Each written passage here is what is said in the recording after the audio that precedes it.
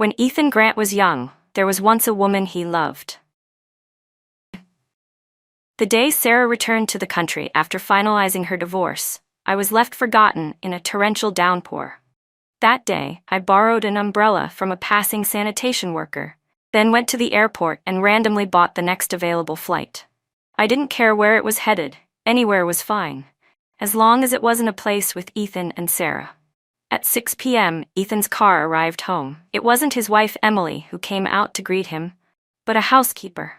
That's when he remembered that he'd forgotten to pick her up from the market. He had gotten caught up worrying about Sarah.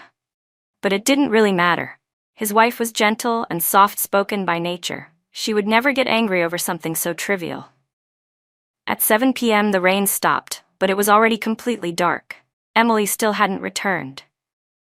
Ethan began to feel a strange, growing unease. He called her 3 times. The first time, there was no answer. The second and third times, the calls wouldn't even go through.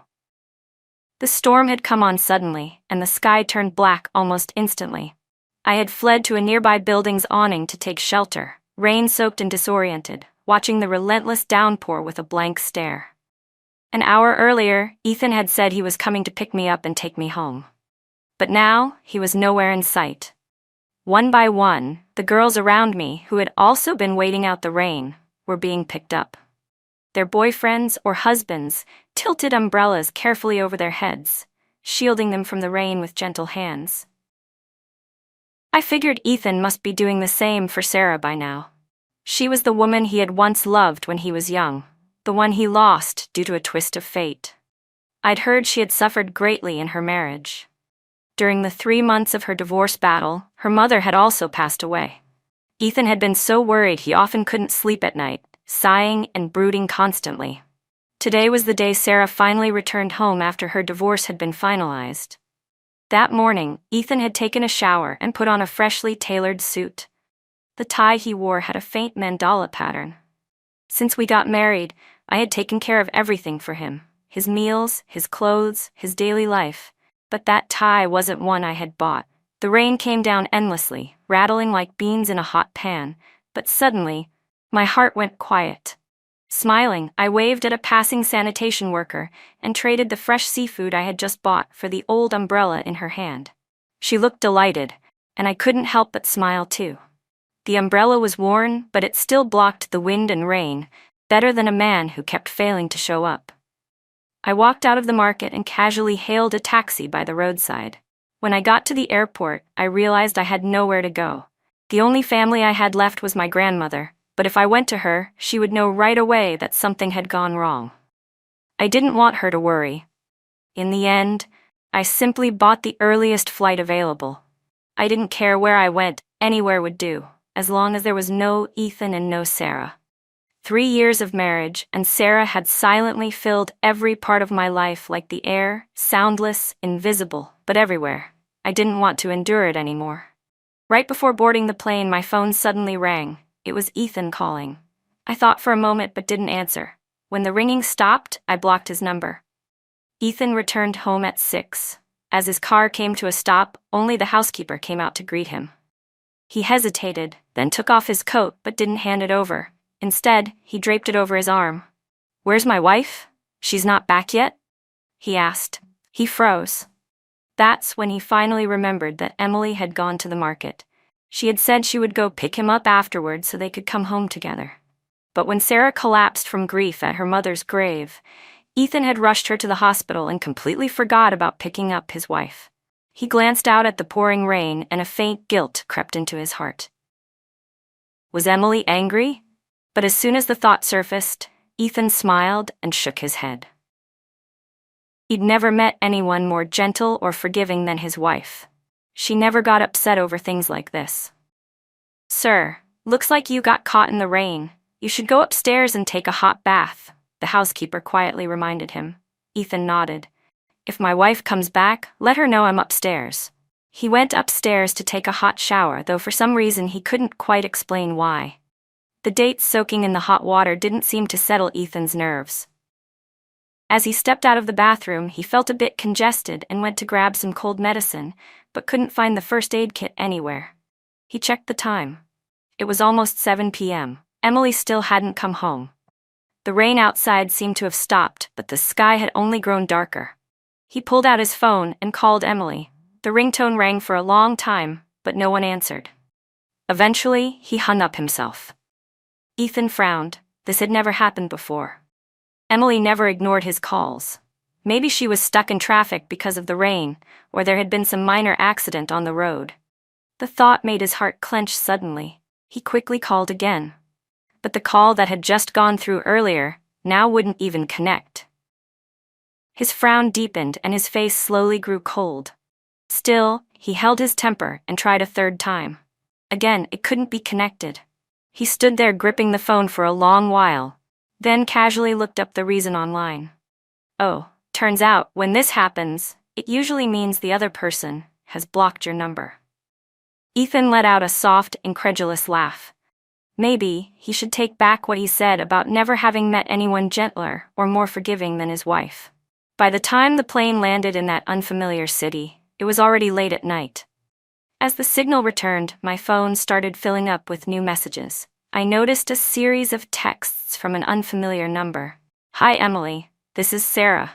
I heard that you and Ethan got into a fight because of me, and you haven't come home. I'm really worried and truly sorry. I think I should explain things between me and Ethan. He did like me once, but that was years ago. He's always called me big sister, and I've always treated him like a younger brother. I never wanted to come between the two of you. That was never my intention. No one wants Ethan to be happy more than I do, Emily. After reading this, would you please give him a call? Or at least, let us know you're safe." I found it laughable. If they were really worried about my safety, there were countless ways to find me. With the kind of background Ethan had, looking up my ID info would be ridiculously easy. But after I left home, the first one to reach out wasn't the police. It was Sarah. I was thoroughly sick of the life I was living. Every little ripple, and Sarah knew about it almost instantly. I didn't respond, but Sarah was persistent. She called me. I answered. There was a long silence on the other end. Then suddenly, a low laugh. A moment later, Sarah's voice came through. "So you're not as composed as Ethan described after all. You really held it in, huh? 3 years, and you're just now making a fuss, Emily." Then she called my name and said, "Since you're so willing to step aside on your own, I'll make sure Ethan gives you a bit more in the divorce settlement." I smiled. "Miss Sarah, you've been divorced once, and you went through a tough legal battle. You must have plenty of experience by now. That's good. If I get more money, I'll buy you a coffee." And with that, I hung up on her and immediately blocked the number, enabling filters for all unknown calls. On the third day after I left home, Ethan finally called my grandmother, my only living relative who lived thousands of miles away. After some small talk, he cautiously brought me up. "Emily mentioned wanting to visit you the other day," he said. "No need," my grandmother replied. "I'm doing just fine. That trip would be too tiring for her." Ethan clutched the phone. From the large terrace, he could see the sun setting low in the west, and it felt like his heart was sinking right along with it. He had assumed, of course, that Emily must have gone to her grandmother's in a moment of anger. After all, she had no one else. That was the only place she could go. But she hadn't gone there. So where had Emily been all these days?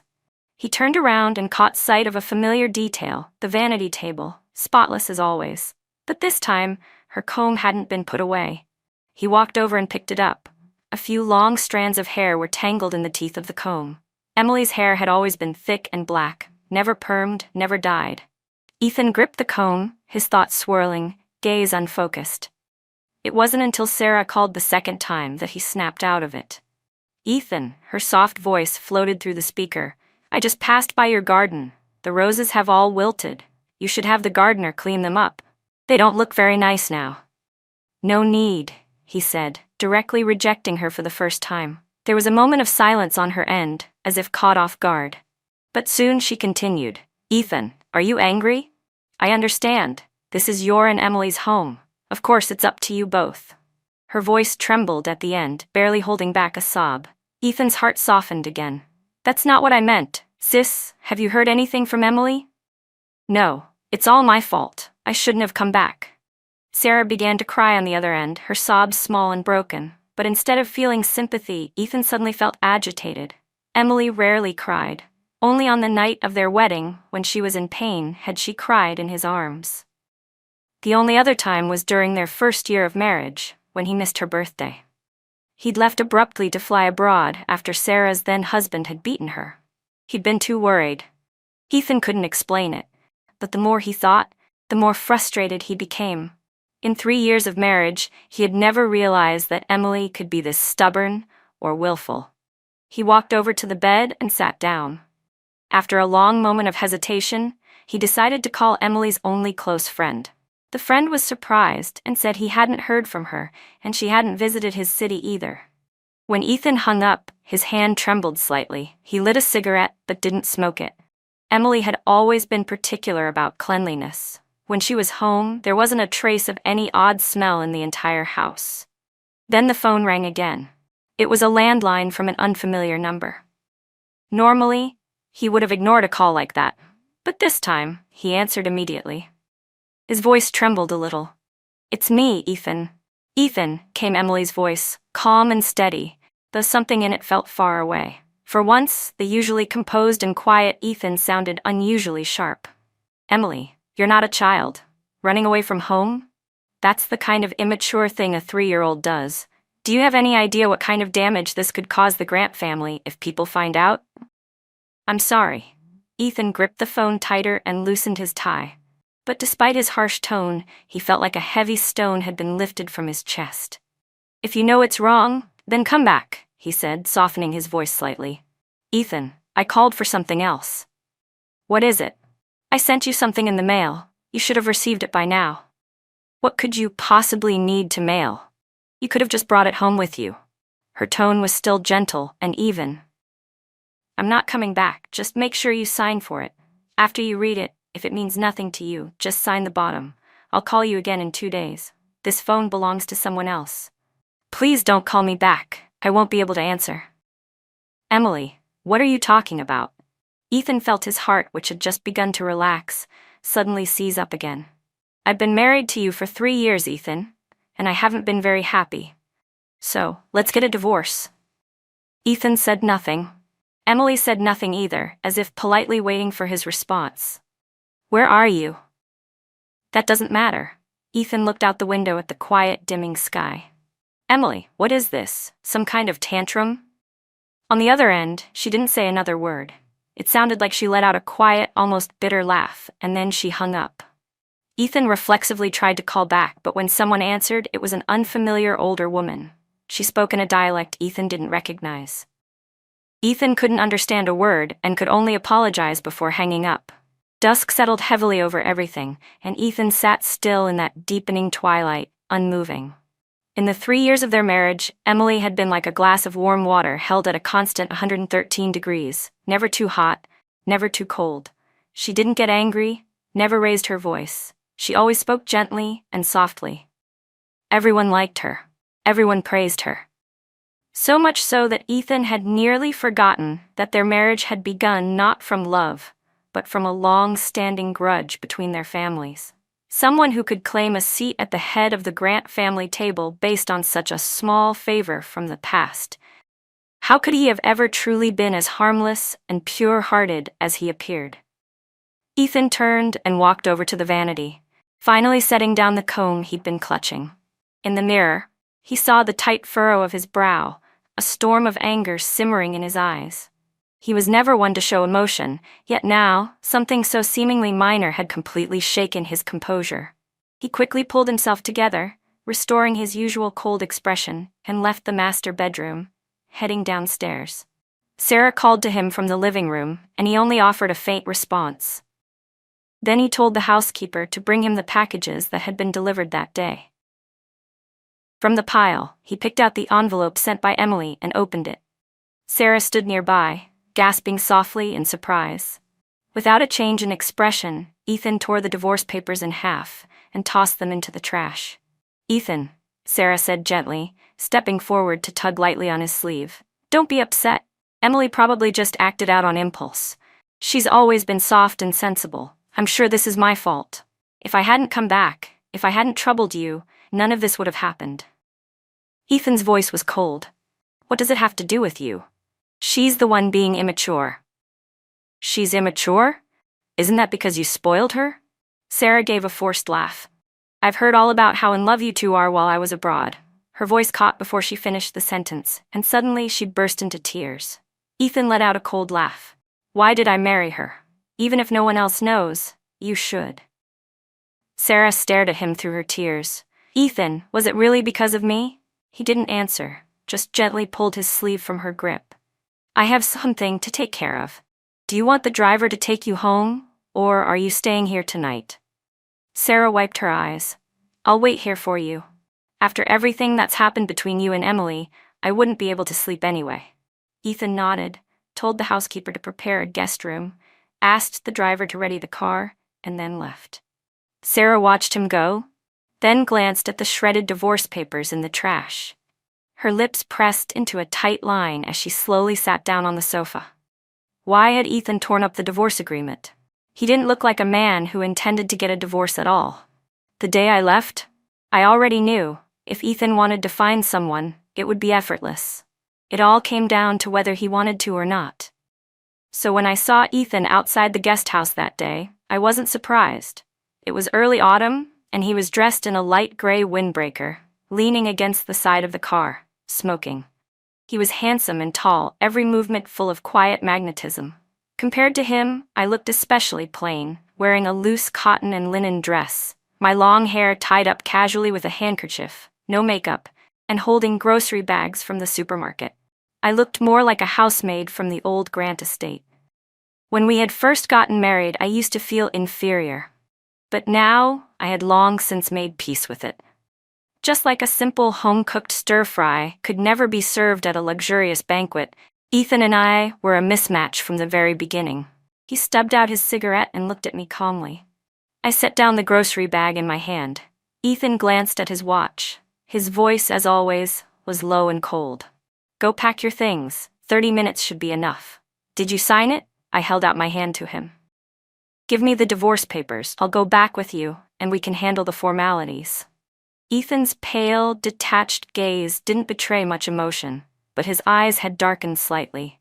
Right now isn't the best time to announce our divorce publicly, so let's keep it quiet for now. As long as the paperwork is mostly done, that's enough. You know, next week is the company's anniversary celebration. You'll need to attend it with me. A faint smirk tugged at the corner of his mouth, his smile sharp with irony. You timed this very precisely, but you should know, I'm not someone who's easily manipulated. I didn't say anything, I simply looked at him. We had shared everything a married couple could. But while a man can separate sex from love, a woman often can't. That rain didn't soak my body, but it soaked my heart. A kind of cold that Ethan would never understand, because he had never truly loved me. If you sign the divorce papers, I'll attend the anniversary celebration with you. I'll cooperate with anything the company needs me to do, I said, looking at him with the same soft smile I used to give him long ago. Ethan, this doesn't hurt you in the slightest. He stared at me for a long moment, then finally nodded. After the company celebration next week, I'll sign. I didn't return home with Ethan. I only came back to the capital the day before the celebration. And to avoid gossip or rumors about a marriage crisis, he sent his own car to pick me up from the airport and drive me back to the marital home. When I stepped out of the car, Sarah greeted me at the door like a hostess. Emily, you're finally back, she said, stepping forward quickly to take my hand, her eyes red as tears welled up. I looked at her coolly. Her clothes, her makeup, every accessory had clearly been carefully prepared, elegant in that understated, polished way that wealthy women always seem to master. She looked like the perfect lady of the house welcoming a guest. I said nothing. I simply withdrew my hand. Her nails were immaculately done, her pale fingers adorned with a gemstone ring and a diamond band. My hand, by contrast, wore nothing. I had long since taken off my wedding ring. There was even a thin callus in the center of my palm. When I first learned of Sarah's existence, I foolishly compared myself to her in secret. But now, no matter how beautiful or regal she looked, I didn't feel a single ripple in my heart. I didn't look at her again. I didn't respond. I just walked past her, grocery bag in hand. Sarah bit her lip, clearly embarrassed. The housekeeper came forward. "Ma'am, let me carry that for you." I smiled and avoided her hand. "No need." The housekeeper didn't dare insist. She looked awkwardly at Ethan. "Let her be," Ethan said, withdrawing his gaze and walking toward the main building. But I didn't follow him to the main house. Instead, I went straight to the guest annex. That was when Ethan finally lost his temper. Right in front of the staff, I had done something that made both him and Sarah look bad. I didn't stop walking. I didn't respond. I had no desire to speak to Ethan anymore. All I wanted now was for the company celebration to end quickly, so that this marriage could end even faster. When Ethan and I entered the banquet hall arm in arm, the evening was already in full swing. He acted like the perfect, attentive husband, and I, as always, played the role of the graceful, elegant wife that everyone praised. As we mingled and made small talk with guests, he kept our fingers interlaced, occasionally glancing at me with soft eyes. I would lower my gaze and smile in return. But where once that smile had been shy and joyful, tonight it was nothing but a mask. I loathed this version of myself, and I despised him even more. All I wanted was for it to end. But just as the dinner was drawing to a close, a dish was placed in front of me, a simple braised fish. Its delicate aroma drifted up, sharp and familiar. A sudden wave of nausea rolled violently through my stomach. I stood up abruptly and rushed to the restroom, vomiting until my head spun. When I tried to get up, my vision went black, and I passed out. By the time I opened my eyes again, I was already in the hospital. Many members of the Grant family had gathered. Ethan was sitting beside my bed, holding my hand, his face filled with a rare kind of joy.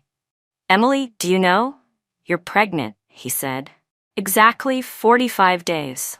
His voice was low and gentle, as if he were afraid of startling me. That kind of tenderness from Ethan was rare, so rare that I felt disoriented for a moment. In 3 years of marriage, moments like this could be counted on one hand, and during those 3 years he had barely seen Sarah at all. Yet every time he did, he treated her with such unmistakable care. That kind of gentleness, he gave it to her simply because she was the woman he loved. As for me, any kindness he ever showed wasn't really for me, and now it was just for the child I happened to be carrying. "Your grandmother already knows about the pregnancy," Ethan said, still holding my hand, a soft smile on his lips. "I've already sent someone to bring her here. She was so happy," she cried over the phone. Tears suddenly welled up in my eyes. 3 years of marriage without a child had always weighed on my grandmother's heart, but she never knew that the reason I hadn't gotten pregnant was because Ethan didn't want children. He said he wanted a few more years of just the two of us. He had always been careful, almost excessively so, about contraception. So why was he so overjoyed now? After the Grant family left, the room fell into silence. Ethan brought me a glass of water. "Let's not talk about divorce anymore," he said. "You should focus on your health and on the baby." I pushed the warm glass away. "I don't want this child." There wasn't even the slightest change in Ethan's expression. He lowered his head and looked at me from above. "Then you can tell your grandmother yourself. If you're willing to break her heart at her age, go ahead." Ethan was sure I would continue to give in, sacrificing myself again, just so my grandmother wouldn't worry. But he had forgotten something. My grandmother, when she was young, had defied her family and broken off a match with a national-level athlete. She had fled a forced marriage and run away on her own to distant relatives 1,000 miles away. When her husband later became an addict, she had divorced him cleanly and took her only daughter away in secret. She may seem soft and harmless now, like a gentle old lady with no fight left in her, but I know better. If she ever found out what Ethan had done to me, she would support every single decision I made. Ethan pushed aside all his work obligations and stayed by my side. News of me fainting during the company's anniversary celebration and being diagnosed as pregnant had already spread like wildfire. The media crowded the hospital entrance day and night. On the day I was discharged, the Grant family sent a whole convoy to pick me up. People said I was lucky, born into an ordinary family, yet married into the Grants, with a loving husband, doting in-laws, and now a baby on the way. They called me a winner in life. What a joke. The world judges a woman's worth by the cards handed to her by a man. No one looks deeper. No one asks what her real life is like beneath the surface, how much darkness she might be drowning in. Sarah had already left Beijing. Her extended family wanted her to move back and stay with them long term. In the car, Ethan held my hand. "From the beginning," he said, "I told you there was nothing romantic between Sarah and me. We grew up together. When we were little, she once split her forehead open protecting me. She still has a scar. Yes, I liked her when I was young. But now, I only see her as a sister. Emily, there's no reason for you to be upset over something so trivial." Then he added, "But since it clearly bothers you, I'll be more careful in the future. I won't meet with Sarah privately again, and I won't have any further contact with her." Ethan reached out and held my shoulders, trying to pull me into his embrace. "Let's end all this here, okay? Now that we have a baby, let's raise it together.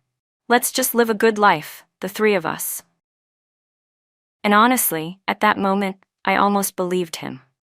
I'd heard that when a woman is pregnant, her body produces a hormone that makes her instinctively want to protect the tiny embryo inside her, even at the cost of everything else. These past few days, I had wavered. I'd been torn, conflicted, shaken. My grandmother had spoken with me too. She said, "A husband can be someone else's, but a child is always your own." And honestly, for a moment, I truly considered it. Maybe this pregnancy was heaven's way of giving Ethan and me one last chance. No woman ever truly wants to destroy her own child. I was no exception. But just as I began to waver, Sarah found a way to contact me. "Do you know," she asked, "why Ethan suddenly stopped using protection half a year ago?" I froze. Now that she mentioned it, it had been around that time when Ethan stopped being so careful. "Because that's when I decided to get a divorce," she said. "You're probably thinking, if I had made up my mind to leave, wouldn't Ethan have been even more cautious about avoiding a child?" Sarah laughed suddenly. It was a sharp, bitter laugh, one that scraped along my nerves. "Emily," she said, "I can't have children. If I could, do you think Ethan ever would have compromised and married you? Do you understand now where your baby came from? It was never about you. That child is here simply to clear the way, for me." She paused, then added, "I wasn't supposed to tell you this now.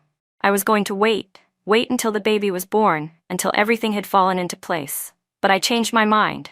If I can't have what I want, then I'd rather burn it all down than let you give birth to Ethan's child." I sat there, chilled to the bone.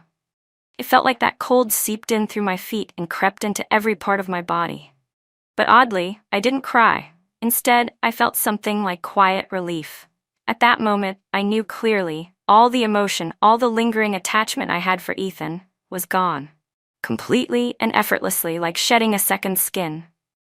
"Have you ever thought," I asked slowly, "what if I'd chosen not to listen to you? What if I had insisted on keeping this child?" "You wouldn't," she said. "That's not who you are. You seem gentle, tolerant, soft-spoken, but deep down, you can't even stand a grain of sand in your eye."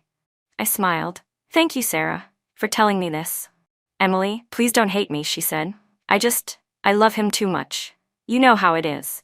Love is always selfish, always blind." I didn't reply. I hung up the phone, walked to the window, and stared out.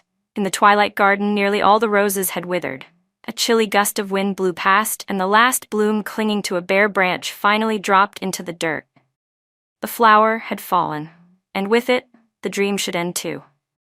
The last time Ethan and I had dinner together, I wore a light green dress. He paused when he saw it.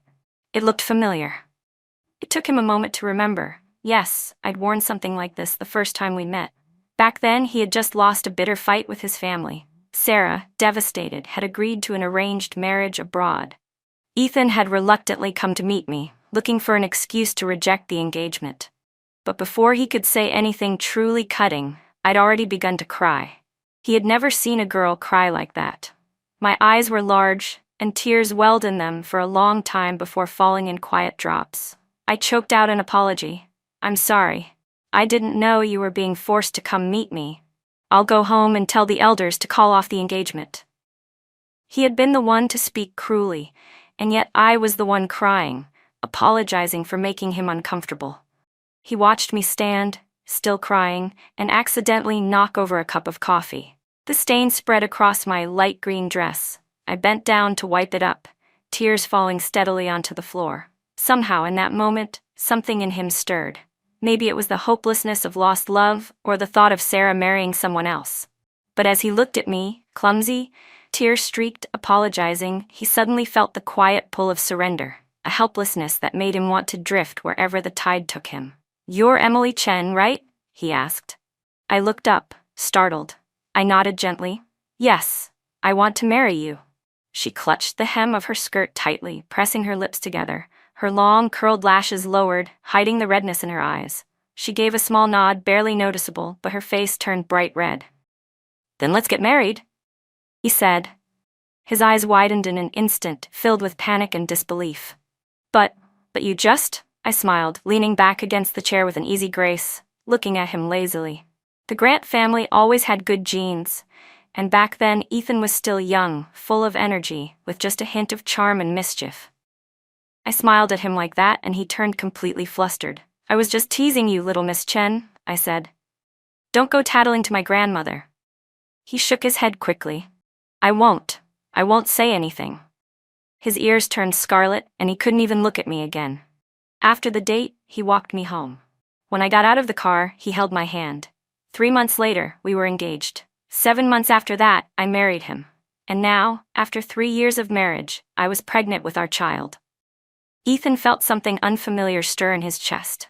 This child had arrived just as he'd planned, right on schedule. He should have felt joy. And yet that joy seemed strangely tainted by something he couldn't name. Lately, he kept wondering whether the baby would be a boy or a girl. Of course, a boy would be ideal. But if it were a girl, and she looked like Emily, well, that wouldn't be bad either.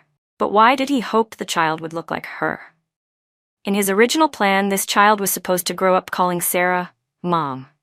Ethan had a vague sense that something was starting to slip out of his control. And yet, he didn't want to stop it. He didn't want to rein himself in. Somehow he wanted to fall, completely. That night, dinner was cooked by me. I hadn't had any nausea that day and was feeling quite well, so Ethan didn't object. I even had a tiny sip of wine that was safe for pregnancy. As the light buzz set in, Ethan found me unusually beautiful that evening. "You did your makeup," he said. "Just a little," I smiled. "The lipstick shade is nice, isn't it?" "Yeah, it is." He smiled too, his eyes curving. He stood and walked behind me, resting both hands on the arms of my chair. Leaning in, his tall frame enveloped me. His prominent nose brushed past my temple, his voice low and intimate. "I've asked the housekeeper to move your things back to the master bedroom." I didn't nod. I didn't shake my head either. I simply raised my glass and clinked it against his once more. Later, he took me for a walk in the garden. The moon was bright, and the stars scattered across the sky. Wilted rose petals were strewn across the lawn. I was quiet the whole way, the hem of my long skirt fluttering softly in the early autumn breeze. Ethan followed behind me, a little tipsy now, feeling that the scene had the serene beauty of a painting, like time had stilled. Whether or not I returned to the master bedroom that night, he wasn't quite sure. He slept deeply, more soundly than he had in a long time. When he woke, it was already noon the next day. He turned over, instinctively reaching out for the other side of the bed. His head throbbed slightly from the wine. He sat up with effort. The room was empty.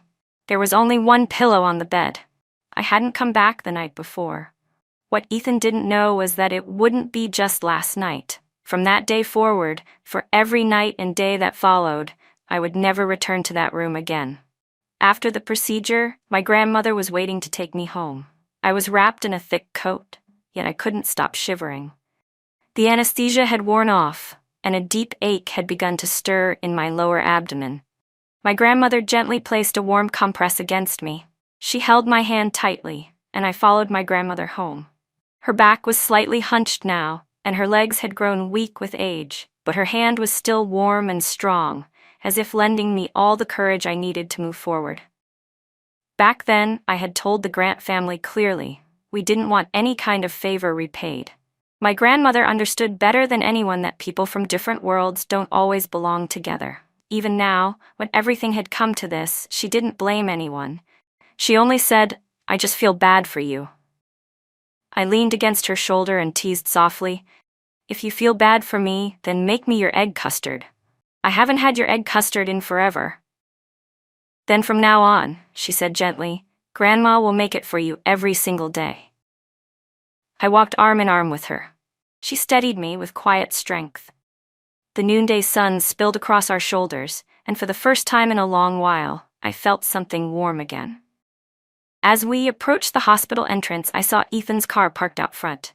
He stepped out with a cold expression, his lips pressed into a thin, tense line. My grandmother instinctively moved to shield me behind her, but I gave a small shake of my head.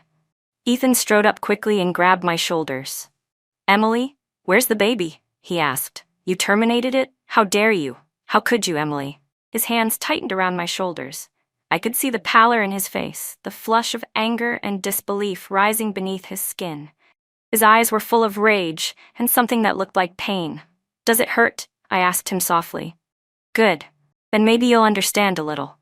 One by one, I pried his fingers off me. "Please sign the papers," I said.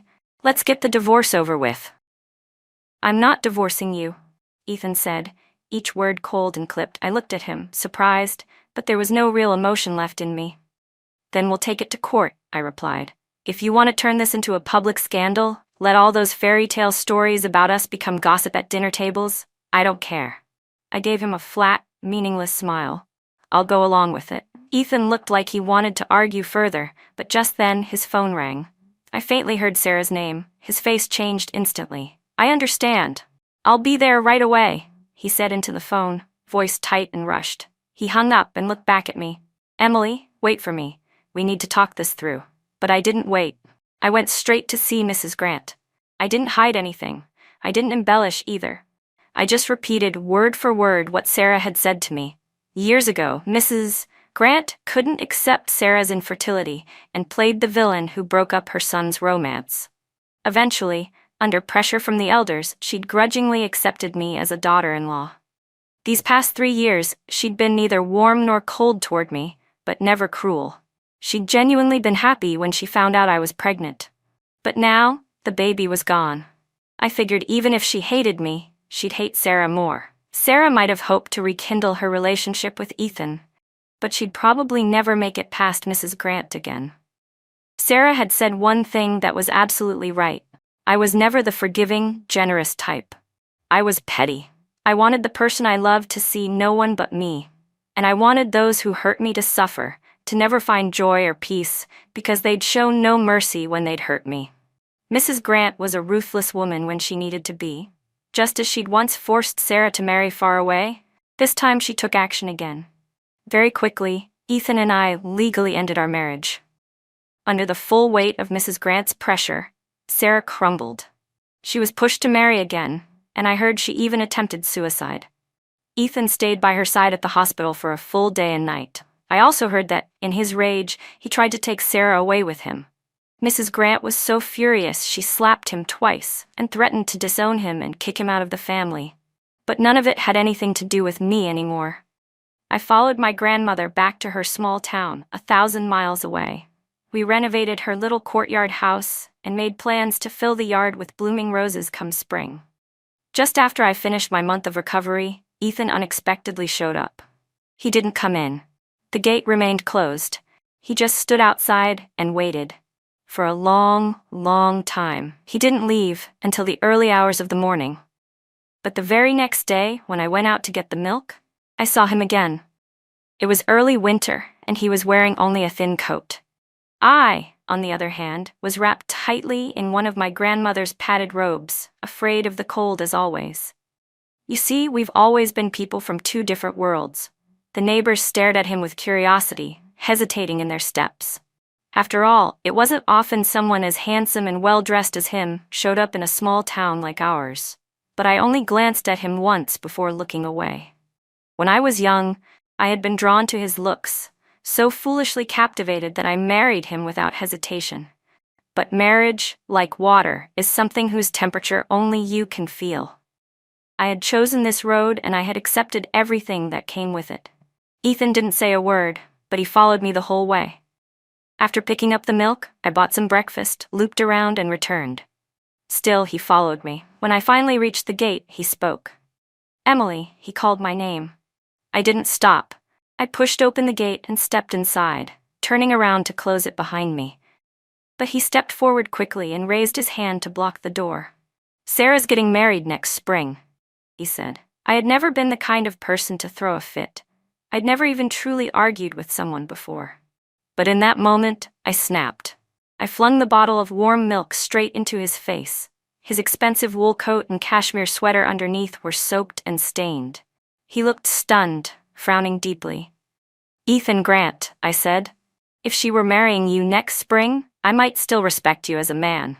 But as it stands, clearly, you don't love her that much. After all, if you really wanted to marry her, you could have given up your spot as heir of the Grant family and done it.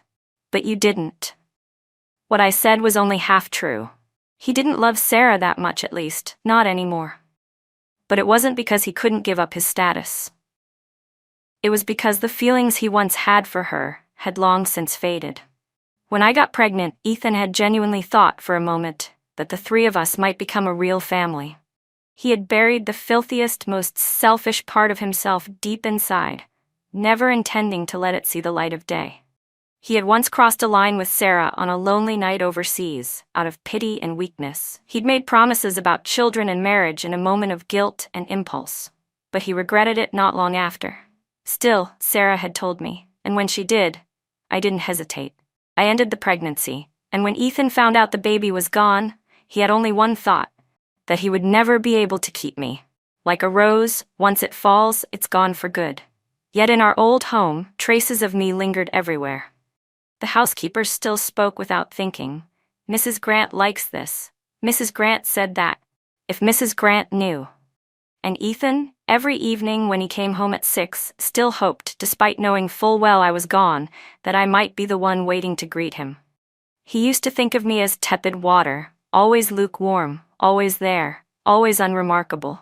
But a person can't live without water. He often remembered our last dinner together. The way I looked after sipping fruit wine, the color of the lipstick I wore that night, it had been beautiful. He often wondered if, during that walk, he had held my hand, or pulled me into an embrace from behind, called me honey just once, would I have softened, given him one more chance? He also wondered if, that day in the pouring rain, he hadn't forgotten to pick me up, if he had shown up when he promised, would our story have ended differently?